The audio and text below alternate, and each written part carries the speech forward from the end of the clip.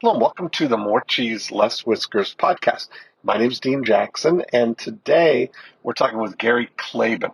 And Gary is a financial advisor from Chicago, and Gary's got a really great program of videos and education for employers to offer as a benefit to their employees, to give them access to real financial advice when they need it. And he's put a lot into creating all of these videos that are accessible in an app when the employees need them to get education and advice on practical things like what to do when they're going to buy a car or when they're going to buy a house, or how to think about money, things that they maybe wouldn't have access to otherwise. And when we were talking about it, what he's really doing is helping provide a sense of financial well-being for employees of large employers. So one of the things that we talked about was how to get this word out. And towards the end of the call, we really came up with the idea of ideas, which is identifying who are the inevitable potential clients for this. Who are the ones that could benefit the most, and how do we get the message in front of them? And so I think you're going to enjoy this episode, and let me know. Gary Klaben. Hey, Dean. How are you? I am so good. How are you? I'm very good. Well, this is a very special occasion. Get to have you on a podcast format here. Normally, we talk in secrecy and veiled top secret status. So this is going to be good. Absolutely. But it'll be very similar. We'll brainstorm, and we will talk about we'll have some evil schemes here. And evil schemes. What's funny is the evil you have visually it works out better because the evil, the way that in Austin Powers, Mr. Dr. Evil, he's always got that. So what you say, evil schemes? But we had Stephanie Estima. She made me a word mark for evil schemes that replaces the V with a heart, which is exactly the sentiment that we're looking for. Evil schemes for the good of humanity. That's what we're creating here. I like that. That's cool. Yeah. So we're recording now. This is the podcast, and we will forget within, I predict, 120 seconds that we're recording a podcast, and it'll just be you and me talking about whatever we want to talk about. Perfect. So I think it would be good for you to just, for the first, 90 seconds or a couple of minutes here, just maybe tell the backstory a little bit, so we can pick up from there, just so people know who you are and what we're going to focus on here. That's great. Thanks, Dean. So I came to, the profession that I'm in, or the thing I'm in, kind of circuitous here, but I've spent 6 years in the military after graduating from West Point as an Army officer. And when I got out, like a lot of entrepreneurs, I found out I was an entrepreneur. And then I also found out that the thing I loved doing was helping people with money. And all I love doing is helping one person solve one money issue every day. And I'm a really happy guy. I mean, if I do that every day, that's like makes my day, Dean. And And so went a traditional route, I would say, with the wealth management through all the different hoops and so forth, and ended up, years later running a company with 25 team members and about $1 billion under advisement under that traditional wealth management role. But it wasn't quite enough, because very early on in my career, as a young guy in my late 20s, I realized all the people my age needed help with money, but of course, the way everything was structured, I couldn't make any money from them, so I really had to kind of leave them by the side of the road a little bit and kind of go off and work with wealthy people, which is great, and help them out, and love helping them out, and love helping their families. But what happened is about a decade ago, I kind of came back around because I realized that the advent of the internet, and you obviously have really looked at that and made a huge change in your life with that. It allowed me to take this message out more digitally to then make it cost effective for young people to just make good, smart decisions on their money. And the route I went was to do videos because I'm good on videos and I present well on videos. And I basically decided to do ultimately single subject 2 to 3 minute videos with a good hook up front to get somebody to get a simple concept like buying or selling, buying a new or used car, or should they rent or buy a home, or should they, how they increase their credit score, how they pay down their debt, all these things that come up with people. And that morphed and changed. So about 3 years ago, we said, well, now we can kind of multiply that to go out to companies to do what is now known as, generally speaking, financial wellness, but more in-depth, providing financial well-being to the team members, employees of a company to then be able to get on the right track, to get moving along so they can save money, so they can realize all the goals they want in their life and everything else that they can do about money, just to make one good, smart money decision, after another as they move through life and get to where they want to go. And that's kind of the real quick story. So that's what we're trying to do, is bring this out. How many of those videos have you done now so far? How many are in your collection? I've done about 2,100 videos total. That's great. Yeah, I know. It always boggles my mind a little. But the ones that are organized in libraries and so forth are around 100 or so. And that kind of structured out in 12 different areas. And then there's access to several hundred more through the blog I do. So I've been doing 2 blogs, one for I'll say the wealthy crowd, one for the regular crowd. And so the regular crowd, there's about 250 or so on there. So if somebody goes in and wants to type in a word about saving or type something about debt or whatever, they'll pop up 5, 6, 8, 10 videos, and they can go through and pick the ones they want and watch it. So it makes it really easy for them to kind of look at any issue from multiple angles, because I always come at it from several angles, because everybody, is wired differently and they look at their stuff differently. And so I realize you got to be able to tune into somebody that's out there, speak to, as you and I both know, to their DOS, making sure you're helping them address their dangers out there, things that really bother them, go bump in the night and with money, and then help them seize opportunities like, how do I get ahead with my money and different things they're trying to do, and then make sure you understand their strengths. That's the DOS from the strategic coach, and help to do that. So you're always kind of looking at videos like, who's my audience? And every time I do a video, I think of that person or person who I've worked with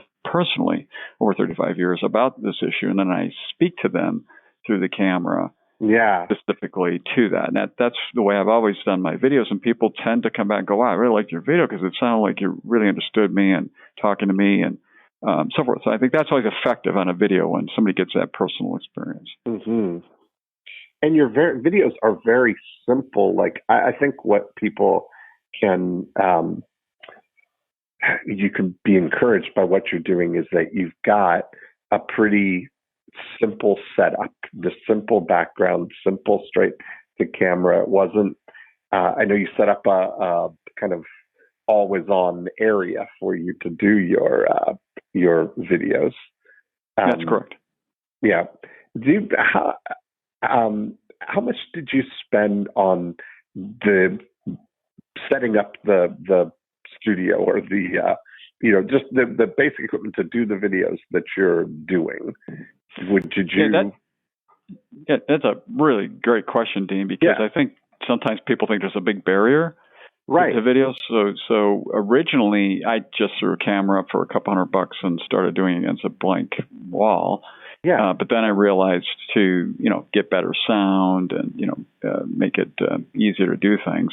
I set up a room and had the back wall painted, that green that you need for the backstop, and put in some lights and got an upgraded camera And I had a guy do it. I didn't do it. Right. Who was in it? Who was in that business? And I hired him, and all said and done, everything there, and seems like it's professional. Everything was about $1,500.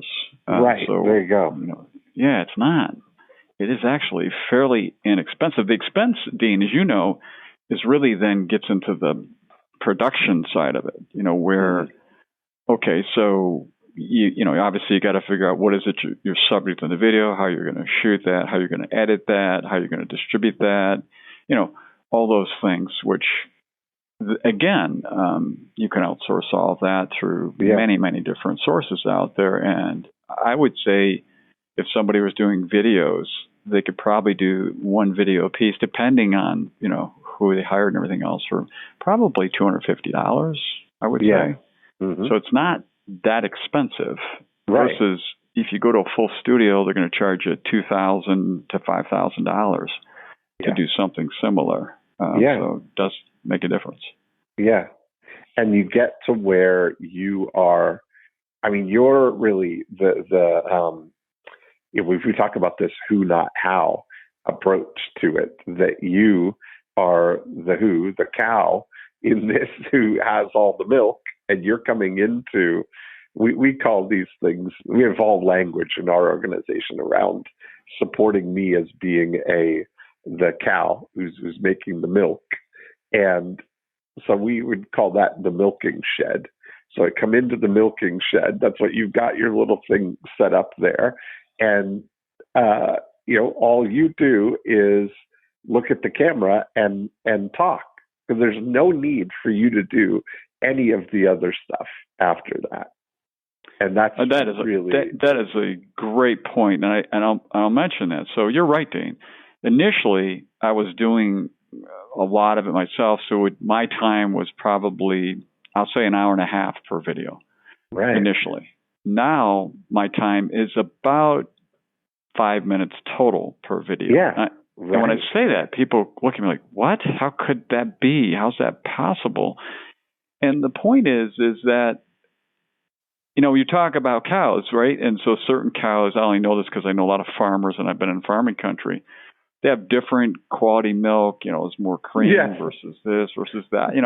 There's a bunch of different ways. So if you've got your cow shed and you want to do certain kinds of cheeses or different kinds of milk and everything else, then you get a specific kind of cow. Yeah. And so I'm a kind of cow in the video world that is somebody who's highly auditory. And so if someone, my producer, and by the way, they're not even in the room. I just did 10 videos yesterday, and we did them, and we spent a little more time than normal because we did a lot of discussion about different things we were trying to do. But the total time for the 10 videos plus all the discussion we did about other items we were thinking in the future was an hour and a half. So they're now producing those 10 videos. But what's really interesting is they know what kind of cow I am. So I'm a brown Swiss cow, by the way. And they happen to have very high cream content, as it turns out. So I'm a brown Swiss, and they go, well, brown Swiss, we want to make sure with this brown Swiss cow that we feed it certain kind of hay, certain kind of corn, certain kind of thing. Because, boy, that brown Swiss then puts out the very best cream you will ever get. And that's what they've done with me. Over time, they said, Gary's a brown Swiss, so here's what we do with him. Bring him in the room. Be prepared as producers. I have two different producers, one for one blog post, one for the other. Be prepared to then give him an idea to riff on, like we're doing right now. Yeah. And then just give him the idea, give him a few seconds, usually 30 seconds, to come up with his thoughts, and then turn on the camera and let him go. And 2.5 to 3 minutes later, the video is done, it's ready for production, and go on to the next one. Now, I would submit that for most people that it may be a little longer than that, but not much more, because once they identify what kind of cow they are in this world of video production, then that format gets set up so you get the very best, in this case, cream from your brown Swiss cow. So yeah. That's so good. I love it. I mean, this is a great way to think about it. And people, they've heard me enough talking about the, self-milking cow. idea on this podcast. That this is great to hear someone who really, understands that concept and is going down the path. But okay, so there's what we've got. You've got this wonderful now library of all of these archive of all of these questions and things that are, I'm sure, timeless, that are equally valid, in the future here as they are right now, because principle-based stuff.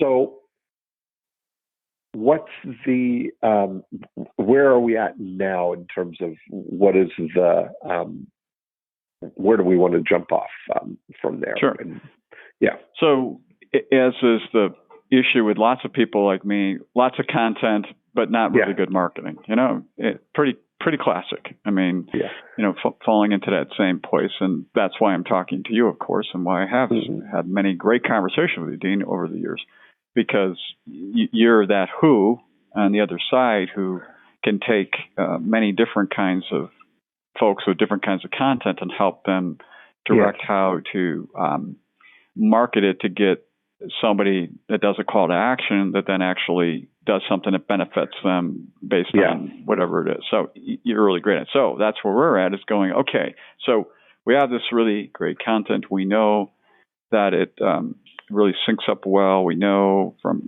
working with lots of individuals and some companies as well, many companies at this point, that it engages with people and gets them making decisions. Because in my view, the only reason I do videos is that somebody, first of all, will watch it, but more importantly, will do something as a result of watching it. Because otherwise, to me, it's a complete waste of time. It's just, me goofing around, having a hobby or something.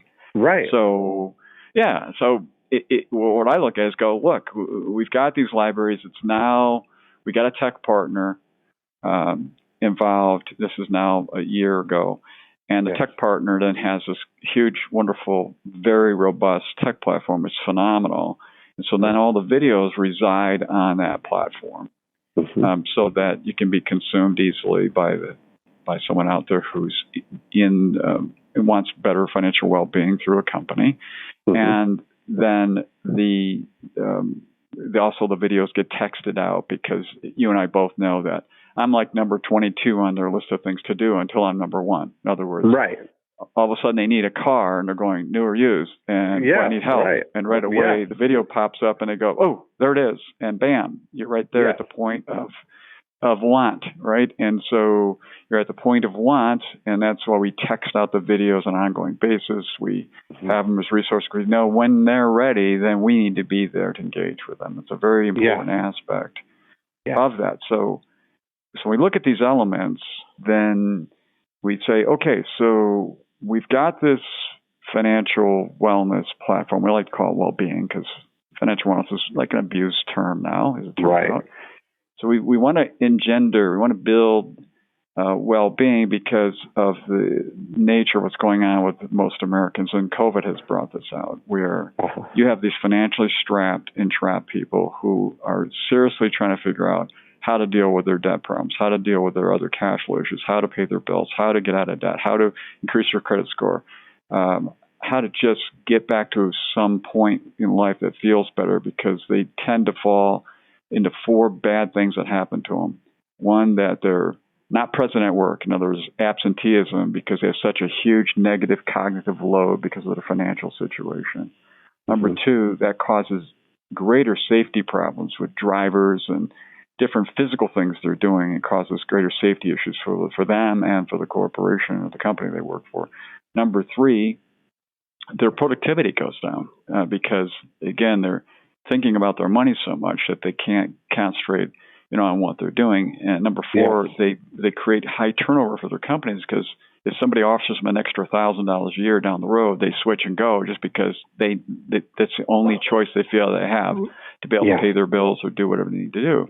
So we've got these people who are really, really need help, and the companies now are starting to come around very slowly to saying, gosh, these are our greatest investments. They're the greatest resource we have, and we're not even paying attention to them. and I know, Dean, you know this, or I've read about it, but back in August of last year, this whole movement for stakeholders versus shareholders. Shareholders, of course, who own the stock and want to get return, versus stakeholders, who are the employees, the vendors, all the other folks, that we need to, change our view. It's like almost 200 companies signed off on this last year. Yeah. And they started to do the research to say, well, what's really happening? And I just found this out the other day, but now companies are doubling their emphasis on helping employees from only 20% to 46% in the latest survey that came out just a week ago. So these companies are getting serious, so they're looking for solutions, and we're looking for the companies that are serious. So you know how to go, hey, here's a financial well-being company that does financial coaching to the nth degree and does it digitally to keep it very low expense-wise, to then help your employees who you're trying to help to make good, smart money decisions. Let's get these two guys together. And so Gary's here on the phone with Dean going, Dean, how do we do that? Okay.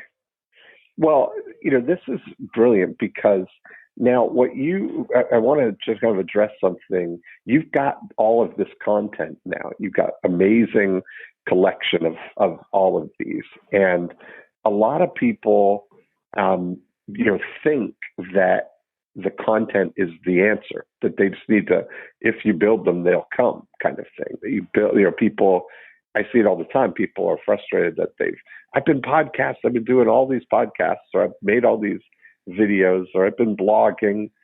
But that alone isn't the thing. It's one part of a 4-part harmony that would be the before unit of what we talk about in terms of the before unit, the during unit, the after unit. This is a before unit strategy that is makes up the first 4 profit activators that we talk about, which is, number 1, select a single target market.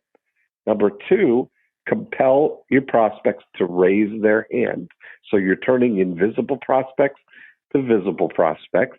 Then profit activator 3 is educate and motivate, which is exactly where all of this content falls into profit activator 3. It's about educate and motivate people so that you create a fertile, receptive environment for profit activator 4, which is to make super easy offers that make it easy for people to get started into collaborating with you in your during unit. So take this puzzle as an example. The during unit, if we were to say, if I look at what you've got and your intention with all of this, the thing that I would be looking to see is, what is the best outcome that we could create for someone if they would get out of the way and let you do it? I often say to people, the big question that helps clarify that is, what would you do if you only got paid if your client gets the result? Now, that presupposes a couple of things. It presupposes that there is a result that's going to come from all of this. And it also presupposes that you know how to get it. Yeah, exactly. So if I say that, if we bookend this on one end with what is the best outcome that you could create, and I think you're on to something here, like all of these things that you're saying, the things that the employees are going to get, you've been very, clear on those, but what is the actual result that the companies are going to get for embracing this? Because they're the check writers, right? So when you look at it, that one of the great concepts that Dan Sullivan says, who do you want to be a hero to, right? Mm-hmm. That's our thing. And often the ultimate thing that we want to be a hero to, everything that you're doing there is sounding like that the ultimate beneficiary is all the employees, right? But that's absolutely true. But there's another level of beneficiary of that, which is the check writer is going to be the company, right? That's what you're hoping to happen, is that the companies will write the check to provide this benefit for the workers, right? For the employees, Correct. For the stakeholders. Yeah. Okay, so 100% they're going to benefit from it, but let's focus on what are the companies going to get? What is that? And if you can quantify the qualitative things, right? Like you're saying that all of those implications that you talked about, absentee, sick days, susceptibility to competing offers, the people leaving for slightly more money, stress, worry, all of those things. What would be how could we set up an environment or a way or an experiment or a case study that shows before we did this is what was happening, and after we did this, look at what the great benefit was. Yeah, that's very good, because you and I have talked about this a little bit on the side and different times when we've met in different places. Yeah. And what we've determined is, so the real hero in the company is the HR department, because if you really talk to the human resources people, they are tasked with taking care of the people. I mean, that is their job. And so they're spread thin because they've got all these different employee benefit programs, and 401k, healthcare program, dental, and time off, and on and on and on. And so their job, if you said, boy, what would we want to be a hero to them? That's exactly right. Is what's their job? Well, their job is to attain and retain every great 5-star employee. Let's just go there, that they're trying to do for that. And it's a cradle to grave approach. It really is. If you want a really strong company, and everybody's seen that when you get people there for long periods of time and they do really well and they're very productive and they're good, solid, team members, all that. So they're always looking for, how do we attract really good team members, employees, and how do we retain those folks? Because they'll leave as soon as they realize that, hey, this company's not the real deal that I thought it was. And how do we do that effectively? So they have numbers. They can look and go, here's our turnover, here's productivity. They have a lot of that before. And in fact, our tech partners go and do that. They go, okay, let's look at that. So then we have some metrics to go measure against as you're putting this whole program in to raise the overall financial well-being of the entire company. So I'm with you. I'm totally with you on this, Dean. And then this is similar. Like, it reminds me, our mutual friend Kevin Brady. That's the same. We did a book, 90-minute book called Return on Benefits, because that's what they offer, employee benefit programs. And when you look at that, I've had really good results with this concept of return on something that's qualitative. We had the first one that I did was one of the first 90-minute books that we did when we first started the company was with a gentleman who did workplace safety. And he was a guy who was really passionate about workplace safety. And in a conversation with him, I was saying, what is because when you look at it, that most of the HR departments are sort of mandated, make sure we're compliant and get the new posters and do the announcements or the mandatory trainings or whatever we need to do, but nobody's really thinking about it as what it could be. And I asked him that question, like, what would be the best thing that could be an outcome. And he was talking about how retention and all these same kind of things that you're talking about, right? Retention, workers' comp, reduce all of these benefits. So we started talking about that and targeting the C-suite instead of going in to the HR department, who then has to go to the C-suite and get approval for this, is to go the other way.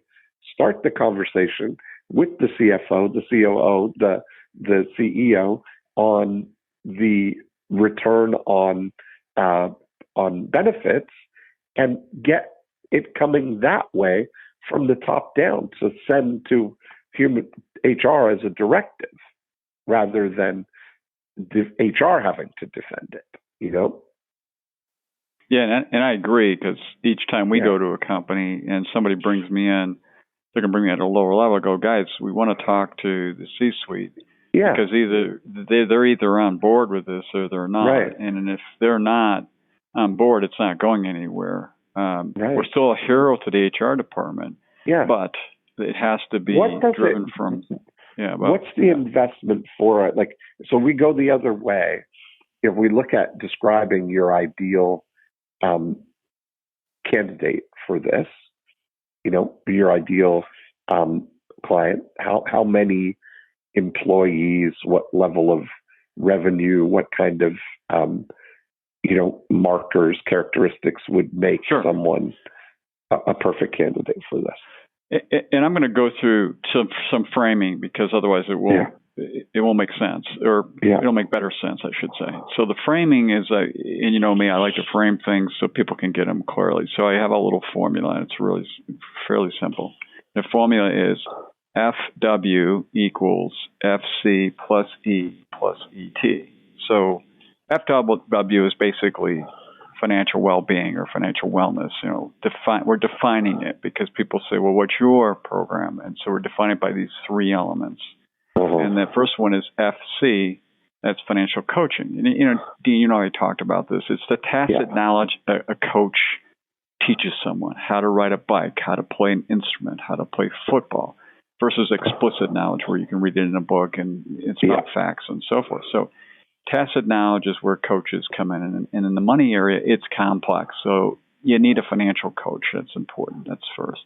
Number two, E is engagement. People engage when they're ready to engage. You know this. You see this in marketing all the time. They raise their hand when they're ready to raise their hand. Right. And when they raise their hand, then you've got to engage. You have to be there and engage at a very deep level in this case, very quickly and very easily for them. So that's got to be there. And then ET is exponential technology, not regular technology, but exponential technology, because most people will readily reject any technology that seems like it's old and needs to be dusted off and it's been around too long. It hasn't got some of the latest and greatest stuff. So you got to make sure that that's always upgraded. It doesn't have to be on the leading and bleeding edge, but it certainly has to have all of those things. And so when you have that, especially here, the big bad four-letter word, really bad four-letter word, I don't know if I can even say it on the air, is math.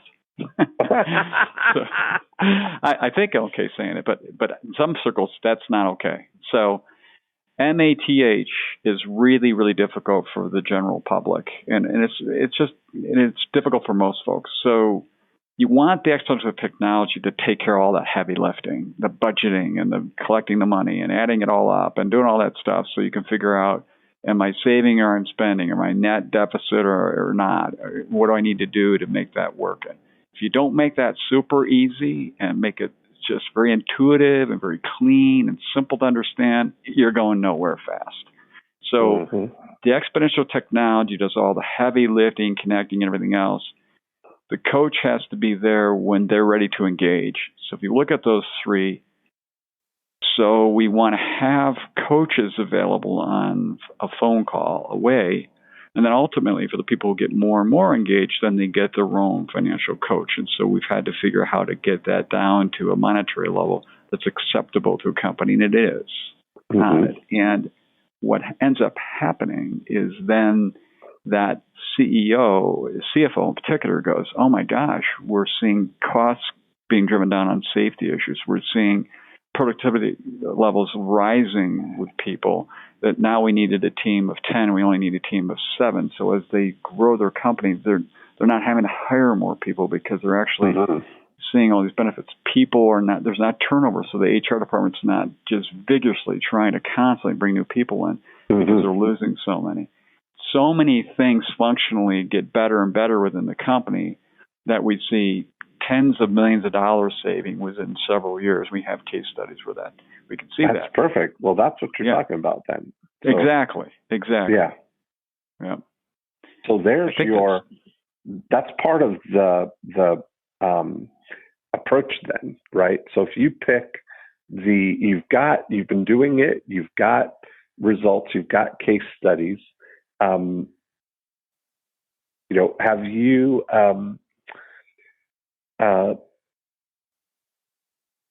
you documented the case studies or in that kind of thing, like maybe doing a return on financial well-being? Yes, and our partners have done that because they've been doing this longer than we have, and they actually have extremely good quantitative factors that they can pull apart 100 different ways and really show this. So that can be put out there, and they have some cases that have been around for 5 years or more. This is a new space, so it's not been around a long time. And then bring that to a company and go, look, these are the results if you're serious about this. And I'll tell you, this is the strange thing, Dean, but it doesn't matter. I was told a long time ago, and I've learned this, is what the client, in our case, clients or customers, doesn't understand does not exist. Right. So even though you and I know something to be true, it doesn't matter, because if your prospective customer or client doesn't understand that, as far as they're concerned, whatever you're talking about doesn't exist. So we have some of that going on in this space, and here's why I'm saying this. For the cost, and this is what really throw you, for a cost of a company party at a holiday, for that cost, you can put in an entire financial well-being program for a company for that one meal, entertainment, whatever they're putting together per employee. It's the actual dollar amount that has to be put out is so low relative to the benefit. Yeah. That even when you bring this, or the other one we use is dental insurance, which is fairly inexpensive. The cost for company dental insurance or that is how much your program costs. But the point is, if they don't understand it doesn't exist, even if it was $1, it doesn't matter. It's a cost, not an investment. So it's very hard to get these companies to see this in a different light than they're currently looking at it. Mm-hmm. Did you say it's hard to get them to see it that way, or it is, because they're focused on employee benefits being kind of a cost element, and so they look at it as it's just another employee benefit that costs us X amount more dollars. It doesn't result in anything, but we kind of have to check the box off, approach, and so we're trying to the difference between safety, for instance, like the OSHA stuff versus what you're talking about, is that there's no mandate for them to actually do what you're talking about. Like, that seems like a even farther along. And I just mean that it sort of feels to them, I can imagine, if I'm thinking like the company, that the actual practical benefit to the employees feels like the dental insurance. They could actually see that that's something that somebody's going to use. And I'm just playing the role of somebody on that they may not see that, financial stuff, it seems a little less tangible than. Right, exactly. And it's a kind of a reordering in their corporate minds about how to deploy money for additional benefits. So as an example, a lot of companies look at this like in their 401k, because 401ks, it's money. They save money for retirement. So this is where this falls. Yeah. So it's interesting, because then you say, well, like half the companies out there have a match. You put X amount away, 3% of your salary, they put away 3%. Okay. Yes. Now, that's a huge number. If you start doing the math, you're talking, millions and millions of dollars. Okay. So well, we come in, we go, okay, so you've got a 3% match. All right. Yes. Why don't you consider taking even a couple of pennies of this, a very small amount, 1%, 2% of this, and putting a matching program in for your team members or employees to match them saving $10 per pay period to a savings account. And then you would match $10 with it to get them out of this hellhole they're in, where basically half of the country doesn't have enough money to pay for a $400 expense. So if you can just get them to get at least $500 set aside in a savings account, why wouldn't you do that? What the 401ks? Yes. Let me ask you something then. Sure. So if this, what's your, when you say an employee, like a per employee thing to put this off, what's the cost per employee to if you give them full blown stuff and everything, really full stuff, it's going to be somewhere around $6 to $10 per employee per month. Okay. It's very inexpensive. Right, exactly. Okay. So if you look at that, $6 to $10 per employee per month, and what how many employees are they putting it through? What's your ideal? We usually look at companies that have, about 500 and up employees, and mainly the reason for that is to get the coaches in, to be able to pay for those coaches, because of the fact that, it gets unequal distribution at times, just the way things work. Yeah. You got to have a certain amount of dollars available. You can certainly do another approach where you say, okay, if you want a coach, then you employee, you pay the money out of your pocket. The problem is they don't have the money, so it doesn't function well. It's so better that about $5,000 a month, basically, for a 500 person. Yeah, if you look at a 500 company, and if they're at $10, they'll get a vast amount of services here. It's about $5,000 a month, and when you look at the covered payroll, like I said, it doesn't even show up. It's such a small number. Right, exactly. Part of what I was going to ask is that then, if we look at this, what is your the cost to deliver it? And the reason I'm asking that in the context of it is that when I say to people, when we start looking at it, I say, sometimes it's less expensive to get somebody the result than it is to convince them to give you money to get the result. And so when I say that is that it's the actual, if you were to bring somebody on for a case study or for a trial or for something like that, I imagine that's a fairly high margin offering, since it's all digital. Right. Yeah, it's all digital except when you get the coaches involved, and there is and there is some maintenance stuff, because if technology doesn't work and you got to help fix things for people, passwords or whatever. So you get a lot of that customer service in the background to deal with those kinds of issues that come up with any kind of technology, digital technology.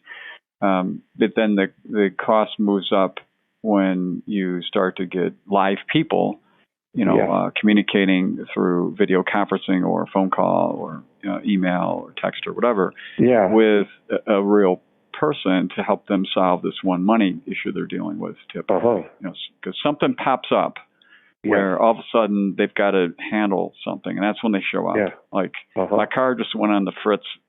I was told it's $1,000 to fix it, or else I got to get a new car.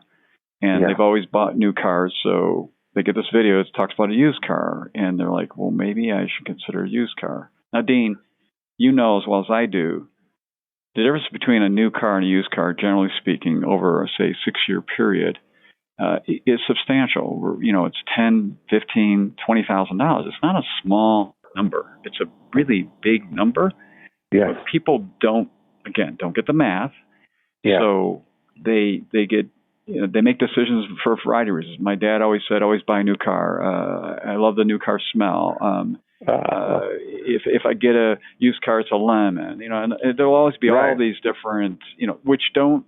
Each one of them doesn't make a lot of sense when you start to really inspect it, but they don't know that because they've never looked at it any other way. So then a video shows up and they go, oh, here's a different way to think about it. They go back to the tech platform. They call the coach. The coach says, oh, in your case, you'll save, $200 a month for the next 6 years by doing this used car, blah, blah, blah, versus the new car. And oh, by the way, because they can turn on and show everything, you'll be able to pay off that credit card 3 years earlier, and you'll pay your student debt off 4 years earlier.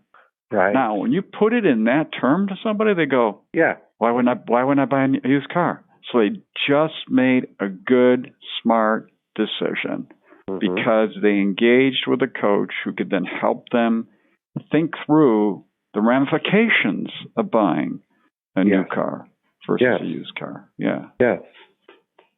And so my thought was, who else would, I'm wondering about, would this be something that you could bundle with, or as a partner with a payroll company, or with someone who's already linked to their paycheck?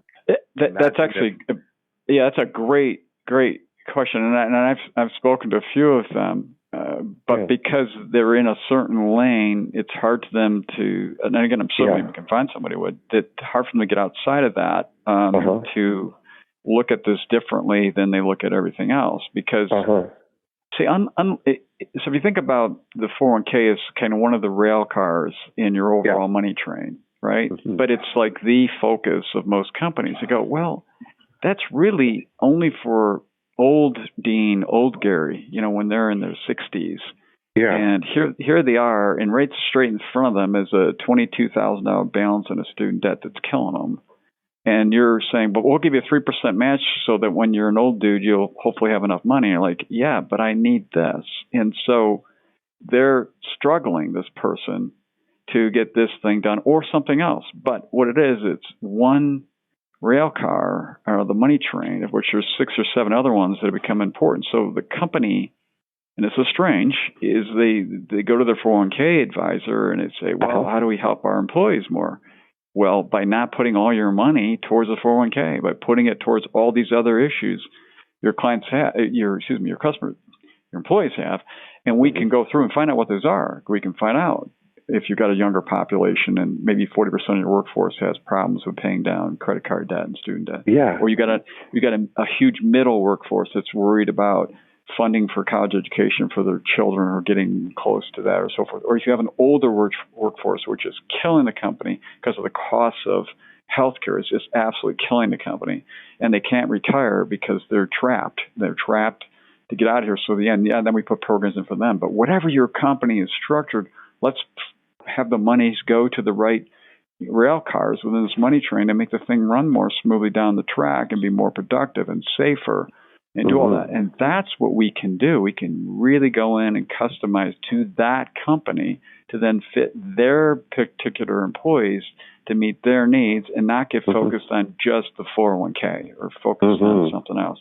So when I get a payroll person or I get a 401k, they see the world through their payroll lens. If we can get them to see the world through what you just said earlier, is what does the C-suite believe they want to do with the entire ones? How do they want to make the overall body economic better, right? How do they want to make sure that the changes are visceral enough to get people feel like they're confident and then come to work with confidence and produce better and have better safety?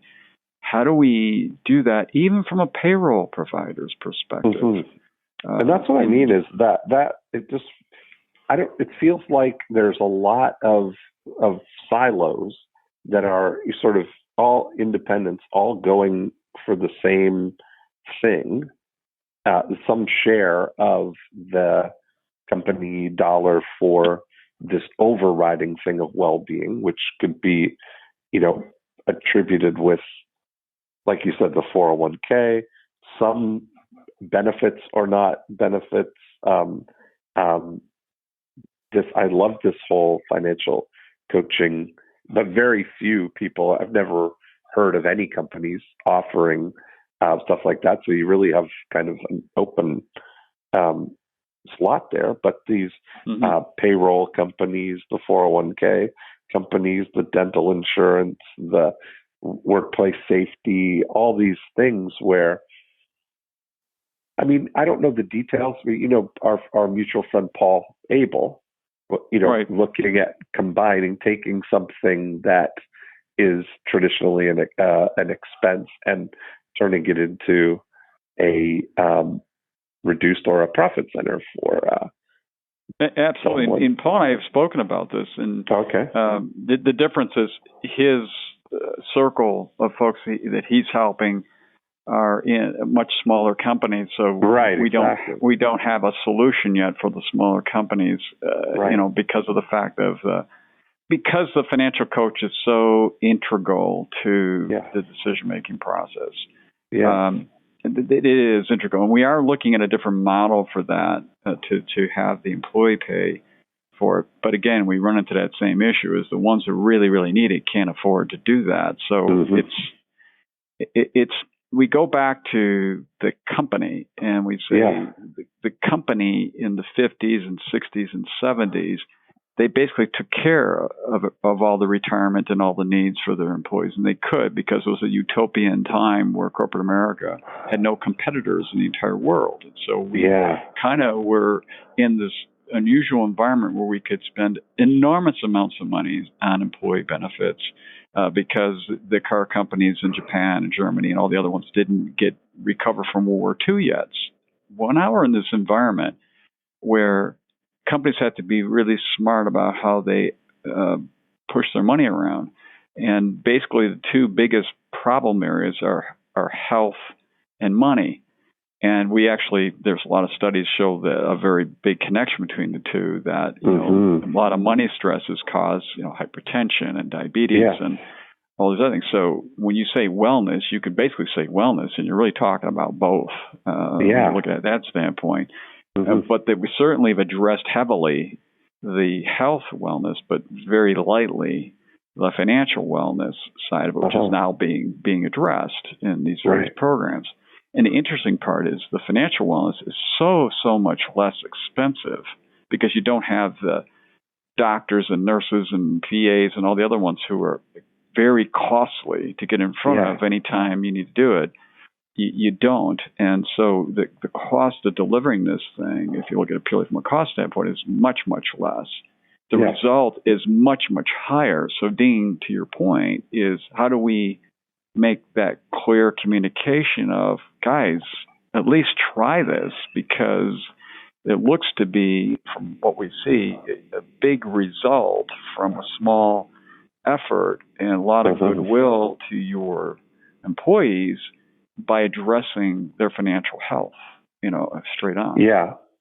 And that's where, the interesting thing is that part of these things in the case studies or in the, that make them, proof elements in a way, is that a lot of them, the danger is that it's correlation and not causation in a way, that if they say, well, we're getting these extra things like, our costs have gone down or whatever. But if you can link them and show the comparison or whatever, that our that there's a reason why, that it's because of this program that these specific numbers are going down, and the ROI on that is tremendous. And over time, the longer that this goes on, the more evident the pattern is, right? Because it's more difficult in the short term to show the ramifications of it, But and it takes a while. We tell companies, you really want to have a 10-year perspective here. Yeah. Because people will raise their hands when they do. When they're ready to deal with a money issue, that's when they're ready. And they don't all jump on right away. I'll tell you. Yeah, go ahead, G. One of the best marketing things that I've ever done, decisions that we made, was we started a case study with one of our clients to show the long-term implications of doing our Getting Listings program for the real estate agents. And we're up to now, end of September, we've got the 7-year results now to show what's happened over 7 years. And it's tremendous, because we laid it out in an infographic that tracks the whole thing over 7 years. And that is really compelling, Have you identified companies? The good thing is that there are, I want to get you some tactical things that we can do, is you've identified a list of companies that would be ideal for this? I would say generally not. It's been more of we've been using the entree, though we're changing now to go through 401k advisors, because they tend to, be a trusted advisor for a company, and then the company kind of associates money issues with them. And so, and they ask for financial wellness because they know it's a buzzword out there from these folks. So it's been more of a driven from that direction then, which would make more sense, like you said, to actually drive it to what really is going on, who is the ideal, prospect, and would be more amenable to doing something about this and getting it going, versus just going to everybody out there who seems to have a 401k and see if they're interested. Right. And so you think if you were to, if you knew companies that have some set of sort of, requirements that you have, checklist kind of things, that if you could select a small group of them, meaning say 500 of them kind of thing, as your dream clients. And then, just like you've done with all of these videos, will be great is to pick those HR directors and go directly to them with a postcard that has QR code that is goes to one of your videos, kind of thing. Like if you were to let the HR directors kind of experience some of what you're talking about. Like if you were to think about, you said there are 12 basic categories, kind of thing, that you put them in.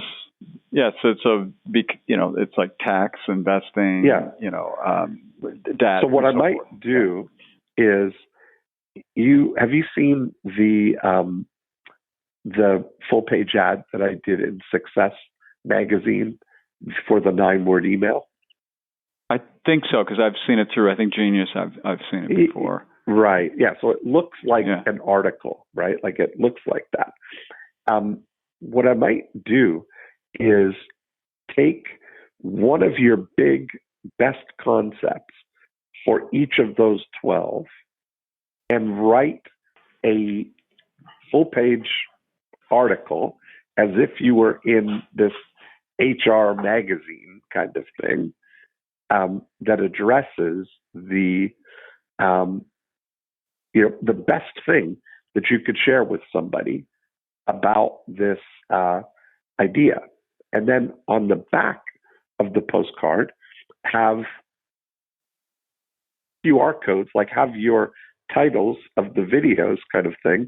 And instead of play buttons, have QR codes that somebody could, scan to activate the video. Right. And because now, one of the newest things that I'm helping my postcard guys drive is digital variable QR codes, so that you could have it addressed to, Nancy, whoever, HR director at this particular company, and the QR code would be specifically triggered to her, so that if she were to scan one of these, then you would know that Nancy at Fantastic Co. scanned the card, and you would be able to then follow up or have something more specific go to them to see who's engaged out of those, It's interesting to say that, Dean, because what I've found is when we get to the point where somebody says, hey, could I see a video, invariably we'll show them a video. It's usually 2 to 3 minutes long. And I find this visceral reaction from people because, when you do your own stuff, you kind of, it's hard to give your own value to your own stuff. You know how that goes. But I get this visceral reaction as they get it and they go, wow, I want to do this. It seems like they always get this really positive result. And of course, I think, well, I guess I did a decent video because obviously the idea was to get them motivated, to get them to take action and all that. So I do know the videos elicit generally a very good response from people because I think they recognize those same elements of, because I'm coaching in there. It's a financial coach way, I don't do it in the standard educational way because I recognize that people need to see it in a way that makes sense to them, that they can grasp it and go, oh, that's what I'm missing, or I never thought of it that way, or, oh, boy, I never got that, and I see those kind of reactions from people and I realize they see value in it. So I think you're onto something here because I think so too. I see it. I think that's a really great idea. And that way, you're sending something that's really valuable. Like, it's an interesting thing, and I know that you are a teacher at heart, right? You want to educate people, and the sort of mindset that I put myself in when I was writing that ad was, I said, what would I write? What could I share on this page that would be the most valuable page in the magazine? And what would I do? What would I do if Success Magazine was paying me $10,000 to write this article versus me paying Success Magazine $10,000 to let me run it? Right. Yes. And so if you take that mindset, that what would you do if Fantastic Co. hired you to write 12 really great articles and show your videos to the HR directors? Like, you were being paid to educate HR directors about return on financial well-being. That's really good. That's a great way to look at it. It's funny you say that, but I picked this up from either Genius Network or Strategic Coach, where in my video room I have here, it's right in front of me. It's up on the wall. It's a little thing. It says, what's the aha in this video? So before I do every video, I want to know what's the aha. And what basically what you're saying, right here is, okay, here's fantastical. They've hired me and they want me to get an aha out of each video. So somebody goes, oh, that was interesting. Or, hey, I want for the HR. So every one of those 12's got to have a really strong aha. Kind of thing. So, and that's what you're saying, I think. That's exactly what I'm saying. Yeah. Because now that's going to drive its own. They're going to start looking forward to this postcard. HR directors don't have gatekeepers for their mail and their stuff as much as like a CEO would, And if you're sending a postcard that looks like, a valuable educational series kind of thing, I think really cool. You would get through. And if you just adopted 1,000 of them or 500 of them and, sent that to them. And that same thinking, with Alex Epstein that we went through. There's only 250 people that can hire him. The 250 leaders of the biggest energy companies, Sure. And so the same thing here, if we look at there's infinitely more companies that could hire you for that, but let's just take 500 of them and focus on, really deploying a, 6 to 12 month test on those. I don't think it can go wrong. That would be outstanding. It's almost like the Einstein letter, you put out every month. The world's most interesting postcard, Yes, it's a great postcard.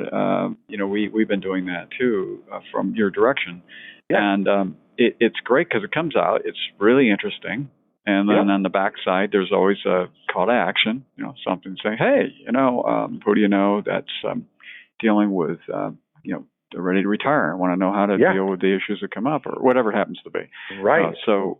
And we've gotten, results from that, and it goes out every month, and it's a really powerful way to do it. You're basically saying the same thing, except instead of the call to action is really going to be this video QR code. But no, we'll still have a super signature on the postcard saying whenever you're ready, here's 4 ways we can help you. Because that's what you're talking about, and the postcard's got this nice bright yellow. So by color, but this would be a little different. This one would be a little bigger, so it would look like a magazine article. Be like if you were writing an article for HR magazine, that would be the kind of thing. Got it. I've got the whole format. And you probably have it. And Alex has probably been doing his thing, knowing Alex. I know him pretty well because he does have such a limited number of folks with his particular expertise on that. That's really cool, Dean. Makes a lot of sense because that's the people who are most passionate about trying to help out their, the team members, their employees in the company. I think we've gone and hatched an evil scheme here. Perfectly evil scheme. Yes, I mean this is good with a heart. Evil with a heart. That's wonderful. I love it. Well, that was fun. That was a good riff back and forth on things, and that was very helpful, getting me to think through and vocalize this. And I appreciate it, Dean. You always are magic with that, and starting off with the cowshed and looking at all of that. Yeah, that's great. We had a brown Swiss cow that my family, when they moved to a farm 45 years ago, so that's why I know about that particular. I was going to say, boy, you're like, this is great. You've really taken this to heart. Yeah. I love it. Yeah. All right, Gary. Well, I will. I look forward to talking with you and seeing this unfold, because I think that's going to be a good thing. That'll be great, Dean. Thank you. Really appreciate it. You gave me a lot more clarity on again, the for-profit activators, the whole before unit thing, which we're struggling with, and that's wonderful. So thank you. Appreciate it. Awesome. Thanks. All right, man. See ya. And there we have it. Another great episode. Thanks for listening in. If you want to continue the conversation, we'll go deeper in how the 8 profit activators can apply to your business. 2 things you can do. Right now, you can go to morecheeselesswhiskers.com and you can download a copy of the More Cheese Less Whiskers book. And you can listen to the back episodes, of course, if you're just listening here on iTunes. Secondly, the thing that we talk about in applying all of the 8 profit activators are part of the breakthrough DNA process. And you can download a book and a scorecard and watch a video all about the 8 profit activators at breakthroughdna.com. And that's a great place to start the journey in applying this scientific approach to growing your business. That's really the way we think about Breakthrough DNA, as an operating system that you can overlay on your existing business and immediately look for insights there. So that's it for this week. Have a great week, and we will be back next time with another episode of More Cheese, Less Whiskers.